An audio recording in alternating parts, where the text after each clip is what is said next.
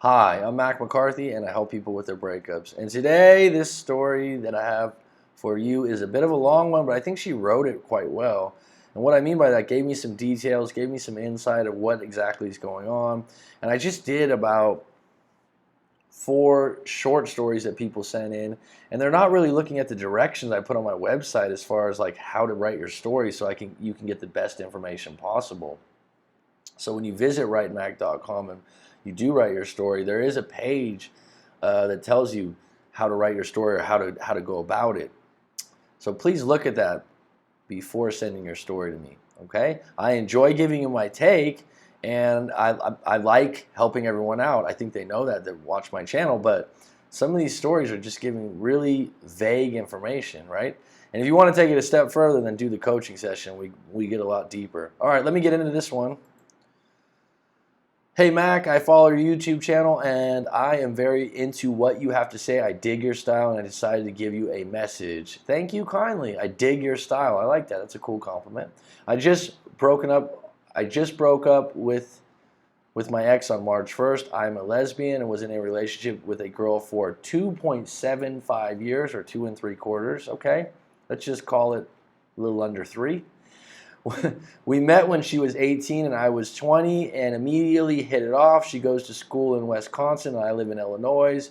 We would see each other every 2 weeks and on all her breaks. So like in this case, you're in a long distance relationship, but getting to see each other every 2 weeks is quite good. I mean, that's not bad. That's doable.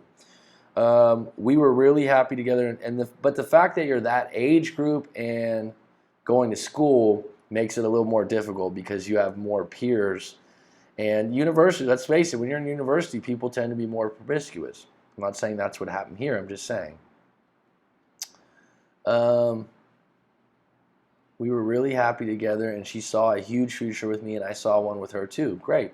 At one point a year ago, we planned to live together. She was totally down for it and I was going to move up there where her college was. However, in January, she started getting nervous about the idea of moving in together.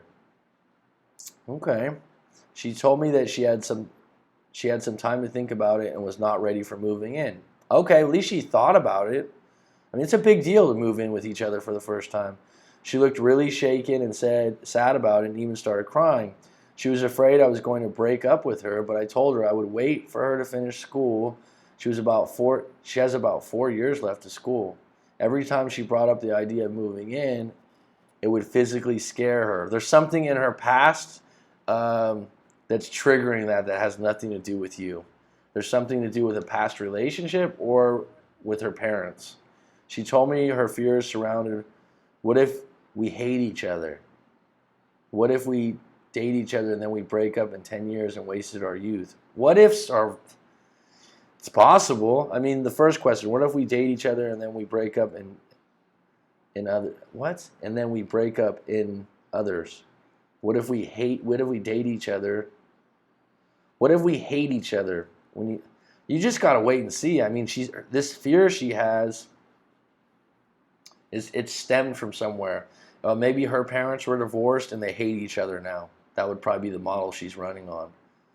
What if we date each other and then we break up in 10 years and wasted our youth? It's quite possible, I would tell her. But at least we spent some time together and saw what happens. It seemed to me that she was questioning us dating and being committed so young, but insisted at the time that her feet were planted and she was committed to me and wanted to make it work. I told her that as long as she saw me being there at the end of the line, that we could make it work. You know, what happens here is sometimes you're young and you're trying to predict everything, and just be in the present, love each other, have a good time in those, once every 2 weeks. The fact that you're putting all this pressure on the future, you're in university right now, your goal is to graduate, maybe get a good internship, get a job in 4 years. This idea of like, what's going to happen with us in 10 years is putting a lot of anxiety on the relationship. Tell me I'm wrong about that. Be in the present. She noticed that she started to become distant and slowly but surely she gave me less and less attention over our texting and calling. The week before the breakup, she told me she was always busy. Finally, she decided to FaceTime me and told me that after giving it some time and thought, she didn't see me at the end of her college career. So something about what you're studying in college and what your jobs are, your college career, She felt like you guys were going to go in different directions based on your careers. Does that make sense? Um, Sorry, I lost my place here. The week, but finally she decided to FaceTime me and told me. Finally, she decided to FaceTime me and told me that after giving it some time and thought, she didn't see me at the end of her college career. She told me that she fell out of love with me. That one hurts. And that she didn't have a logical reason for it, but that she just stopped loving me. She told me she wanted to date other people and that we should go our separate ways. I couldn't believe that because for years she was deeply in love with me and I couldn't see how she could just turn that off. Well, I think it was gradual because you told me that, or you wrote in the letter that the texting issues, it was gradual. You saw some signs. It just turn off like that. I asked her feelings went away because of the moving in concerns, and she told me it was the start. Well, that was the start of the idea of how far are we going to go commitment-wise. I would have to ask you some questions about the college career thing. I can't help but feel that she made herself subconsciously turn her feelings off for me due to her concerns of moving in. No, I'm sorry. Thanks for writing this out because that's a good question, but you didn't do that to her. I can't help but feel that she made herself subconsciously turn her feelings off from me due to her concerns about moving in. It was a start, but it was deeper than that. And because of the distance, I wasn't able to reignite the spark with her. Well, distance is always going to have an effect, unfortunately. It always is. That's not your fault. You guys accepted it early on, but unless someone's willing to move, at some point there's a shelf life on long-distance relationships. I'm sorry to tell people. She told me she thinks it is possible for us to fall back in love in the future, like a few years, but that we just met at the wrong time. Timing's huge, especially when you're young. But she feels we were right for each other. Asked her if she had any feelings for me anymore, and she said romantically, no. That can change. I'm just confused, and I don't know how to move on because I have this gut feeling that she will slowly realize that she made a mistake. What do you see here? I'd have to ask you some questions in a live coaching and send you a few more questions, but I think she's being honest with you and you don't like it. I think the long distance took a toll. The moving in thing together, yeah, she got scared, and the college career thing's a big issue. Something in if you want to be a teacher and she wants to be a lawyer, just example, she doesn't see that mending long term. And the fact that you're both in college, it seems like maybe that was her first girlfriend. I'm not sure. A lot of people, I see this a lot in university, they want to break up just to see what it's like to be single. There's a lot of like-minded people.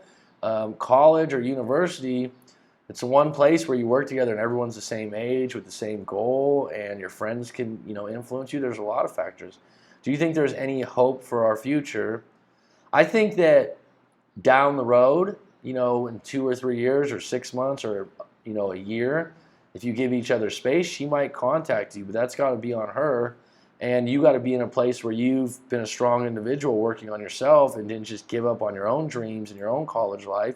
And at that time, you could readdress it because you both didn't do anything wrong. You didn't say a bunch of bad stuff. You didn't get cheated on. So there's not a lot of ill feeling. So in the future, but the smoke has to clear from this. You can't just get back together now that she said what she said because you're going to be highly insecure, if that makes sense. You need to work on yourself.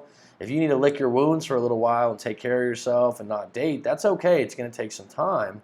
But as far as getting back right together, and this idea that I have this gut feeling that she will slowly realize that she made a mistake. It's possible. I don't know if that's going to serve you because then you're going to be waiting around your subconscious is going to tell you, yeah, she's going to come back at some point, and that's not going to serve you. That's not going to help you as an individual. How can I move on from this experience? Good question. You're starting it by writing out your story and seeking help from someone like myself. And you're asking good questions, by the way. That's a start also. And realize it's going to be tough. In this particular case, don't take it personal. You didn't do a lot of wrong things. I always tell people this when I look at it, like, don't blame yourself. I just had a guy 2 weeks ago that he's university.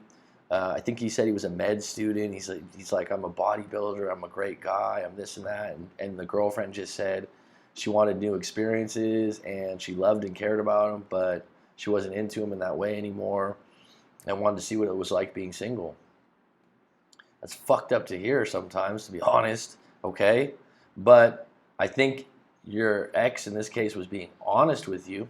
And I'll tell you what, there's a lot of them that aren't honest. They go out of their way to cheat and lie and keep someone on the line because it helps them out, makes them feel secure. But in this case, how to move on with your experience, how to move on from this experience. First of all, don't blame her or blame yourself for that moving in thing. Listen to what she said, and like I said, book a live coaching session with myself. There's some good books out there regarding breakups that I could recommend.